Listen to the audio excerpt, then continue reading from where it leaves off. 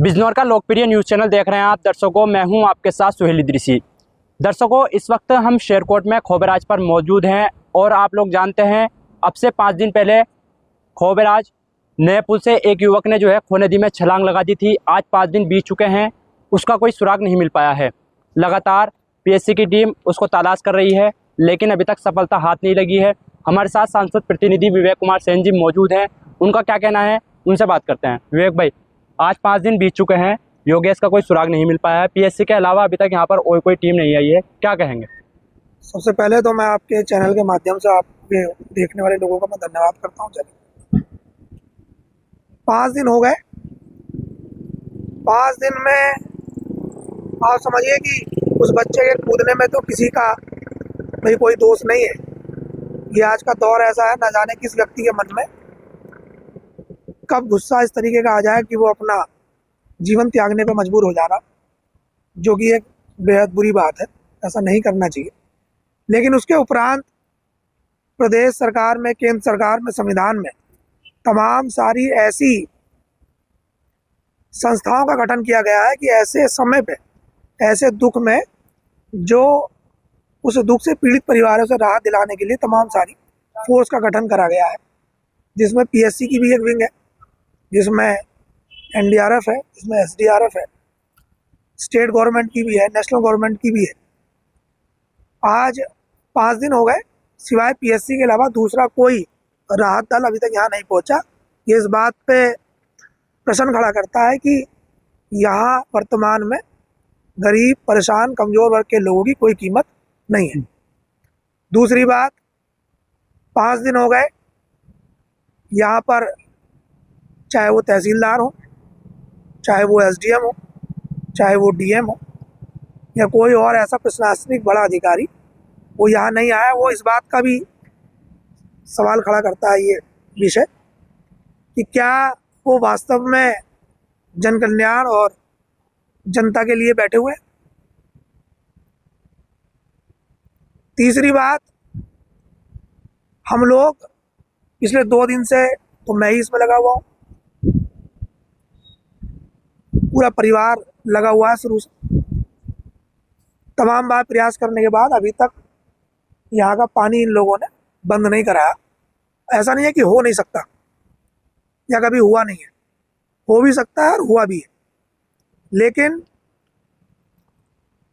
अगर कोई व्यक्ति ऐसा होता जो सत्ता पक्ष से जुड़ा हुआ हो, या किसी अधिकारी वर्ग से जुड़ा हुआ हो, या शासन वर्ग से जुड़ा हुआ होता, तो ये सब चीज़ें हो जाती। मैं कल से प्रयास कर रहा हूँ कि इसका पानी कम हो जाए। मैंने कालाघाट डैम पे भी बात करी, सिंचाई विभाग के और अधिकारियों से भी बात करी, एसडीएम मैडम से कई बार बात करने का प्रयास करा, लेकिन उन्होंने फ़ोन नहीं उठाया। आज भी 3 मरतबा फ़ोन करा, उन्होंने फ़ोन नहीं उठाया। उनके एक कर्मचारी जो लेखपाल लेवल के हैं, उन्होंने बताया कि वो छुट्टी चली गई। जब से मैंने धामपुर तहसील में एसआईआर के फॉर्म पकड़े हैं, और उसके बाद में पूरे प्रदेश में, देश में उसकी वीडियो चली, तमाम सारे लोगों ने मेरे सोशल मीडिया अकाउंट से उसे उठाकर अलग अलग तरीके से चलाया, तो यहाँ के जो प्रशासनिक अधिकारी हैं वो कहीं ना कहीं मुझसे अपने मन में द्वेष रख रहे हैं, जिस वजह से वो मेरा फ़ोन नहीं उठा रहे, जिसका नुकसान भी समाज को हो रहा है। क्योंकि मैंने कभी भी किसी अधिकारी से अपने व्यक्तिगत कामों के लिए सिफारिश नहीं करी।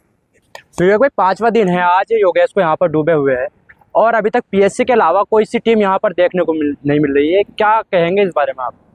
दरअसल हम लोग जो जनप्रतिनिधि होते हैं, वो व्यवस्था में, संविधान में अपने क्षेत्र से जुड़ी हुई समस्याओं के लिए सिफारिशें करते हैं, अधिकारियों से प्रस्ताव भेजते हैं, उन पर काम कार्यपालिका को करना पड़ता है जी। मैं 2-3 दिन से लगातार बात करने का प्रयास कर रहा हूँ, लेकिन जब उनके, मैंने आपको बताया ना कि उनकी निगाह में गरीब कमजोरों की कोई वैल्यू नहीं है। मर रहा मरने दो, जीरा जीरने दो, वो तो मस्त है अपने, और तमाम सारी चीज़ों में मस्त है। तमाम अधिकारी, कर्मचारियों की, लोगों की बातों में व्यस्त है। उन्हें क्या फ़र्क पड़ता है, ना मिले ना मिले। आप जाके देखो उस गरीब परिवार से, जिस परिवार का बेटा गया, उसकी माँ से मिलिए, उसकी बहन से मिलिए, आपको दर्द का एहसास होगा। लेकिन इन लोगों की तो आत्मा मर चुकी है। उन लोगों को कोई मतलब आप ये बताओ, ये पीड़ित परिवार मांग क्या रहा है? क्या वो इस परिवार से ये मांग रहा है कि आप उस बच्चे को दोबारा जिंदा कर दें? वो तो चाह रहा है कि उसका पार्थिव शरीर हमें मिल जाए ताकि ससम्मान हम उसका अंतिम विदाई दे सकें। और उसके माँ के, बहन के सीने में जो दर्द है उसे थोड़ी सी राहत मिल जाए। वो कैसे मिलेगी? जब तक उनकी उस बच्चे की बॉडी नहीं मिलेगी, उनके माँ की, परिवार की आत्मा उसी बच्चे में लगी रहेगी। विवेक भाई, आपने इस मामले में संबंधित अधिकारियों से बातचीत की, क्या आपकी बात हुई इनसे? थोड़ा सा हमारे से। वो तो सिर्फ झूठे आश्वासन के अलावा कुछ है ही नहीं उनके पास, कोई चीज़ नहीं है। एसडीएम मैडम तो लगातार, मैंने आपसे बताया, बात करने से बचती है। नायब तहसीलदार और तमाम सारे अधिकारियों से, सिंचाई विभाग के अधिकारियों से बात हुई, वो कह रहे प्रयास कर रहे तहसील का जो कि एक बड़ा अधिकारी एसडीएम होता है, एसडीएम अभी तक यहाँ मौजूद नहीं, 5वां दिन है। क्या लग रहा है आपको कि ये जो है नज़रअंदाज किया जा रहा है? हाँ, उनकी जो मानवता है वो खत्म हो गई, जो उनकी इंसानियत है वो खत्म हो गई। हमारे यहाँ वो हमारी बहन है बड़ी भाई, क्योंकि वो महिला है तो हम तो बहन ही कहेंगे। उनके पास में खुद इस परिवार के लोग चलकर गए। अगर वो आ नहीं सकती तो उनकी जाने पे सुनवाई कर लेती। वैसे तो उन्हें खुद चल के आना चाहिए था। सही बात। नजरअंदाज तो कर रहे हैं, पूर्ण रूप से नजरअंदाज कर रहे हैं, क्योंकि सिर्फ चुनाव के वक्त पे वो एक बात कहते हैं कि जात पात की करो विदाई, हिंदू हिंदू भाई भाई। लेकिन सच्चाई ये है कि जाति भारत में जाति नहीं है। अभी इसी बच्चे की जगह किसी अधिकारी, कर्मचारी, बड़े नेता या किसी शासन वर्ग के व्यक्ति से जुड़ा हुआ कोई मामला होता तो ये नहर भी बंद होती, दूसरे जो दल है वो भी यहाँ आपको दिखाई देते हैं, और अब तक उस बच्चे की डेड बॉडी हो सकता मिल भी चुकी होती। मैं इस बात को ये नहीं कह रहा हूँ कि 5 दिन, कई बार 6-6 दिन भी लग जाते हैं, 7 दिन भी लग जाते हैं, लेकिन क्या प्रशासन ने अपनी पूरी जिम्मेदारी निभाई अभी तक? क्या वो इस परिवार से आकर मिले? क्या उनका जो करने का काम था उन्होंने 100% करा? सवाल इस बात पे है कि उन्होंने अपना 100% नहीं करा। 100% इसलिए नहीं करा क्योंकि उनकी निगाह में गरीब कमजोर वर्गों की कोई कीमत नहीं है। मैं तो इस बात से बिल्कुल संतुष्ट नहीं हूँ कि इस प्रकार की कार्यप्रणाली समाज के बीच में होनी चाहिए।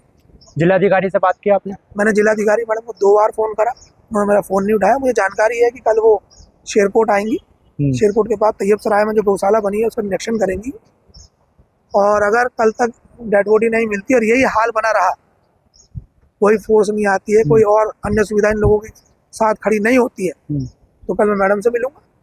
हो सकता है मैं उन्हें रास्ते में यहाँ रोक के पहले यहाँ का उन्हें विजिट कराऊँ। उनसे अनुरोध करूँगा कि एक बार वो परिवार का हाल जाने, उनका दुख जाने, और फिर अपने हिसाब से फैसला लें कि क्या वास्तव में इनकी मदद करनी चाहिए या इन्हें इसी हाल में छोड़ देना चाहिए। मैं कल ये भी प्रयास करूँगा। चलिए, तो आप देख सकते हैं, ये थे हमारे साथ सांसद प्रतिनिधि विवेक कुमार सेन जी, जो इस मामले में काफ़ी अपना उन्होंने दुख भी जाहिर किया, और उन्होंने कहीं ना कहीं प्रशासन पर भी सवाल खड़े किए हैं। आखिर 5 दिन बीत गए हैं और पीएससी यानी जो बाढ़ राहत दल है उसके अलावा और कोई सी टीम यहाँ पर नहीं आई है। ये अपने आप में बड़ा सवाल है कि एक गरीब की जान की कोई कीमत नहीं है, क्यों इसको प्रशासन नज़रअंदाज कर रहा है? 5 दिन बीत जाने के बाद भी आखिर क्यों यहाँ पर बड़े जो है जैसे एनडीआरएफ टीम है वो यहाँ पर क्यों नहीं आ रही है, अपना आप में बड़ा सवाल है। अब कल जो है यहाँ पर डीएम मैडम के आने की जो है बात कही जा रही है, और जैसे कि आपको अभी विवेक सेन जी ने बताया कि वो कल को यहाँ पर लाएंगे, विजिट कराएंगे किस तरीके से ये घटना हुई। उसके बाद देखते हैं अगला क्या जो है निर्णय निकलता है। तब तक के लिए आप देखते रहिए आपका अपना चैनल बिजनौर क्राइम न्यूज़।